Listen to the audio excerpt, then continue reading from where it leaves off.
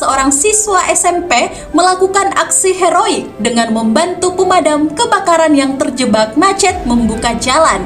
Seperti apa kisahnya? Berikut informasinya untuk Celebes People. Pemadam kebakaran Ciamas merekam aksi seorang pelajar berseragam SMP. Siswa itu sigap berusaha membuka jalan untuk mobil damkar yang terjebak macet di kawasan Bogor. Dalam video, terlihat siswa SMP itu berjuang di tengah kemacetan lalu lintas di kota Bogor. Dia berusaha membuka jalan agar mobil pemadam kebakaran bisa lolos dari kemacetan. Melihat kondisi tersebut, anak itu langsung berlari ke arah jalan dan mencoba membuka jalan untuk mobil damkar tersebut. Meski jalanan padat, anak tersebut tidak menyerah. Bahkan siswa SMP itu berlari ke arah yang berlawanan dan kembali membuka jalan. Perjuangannya tak sia-sia.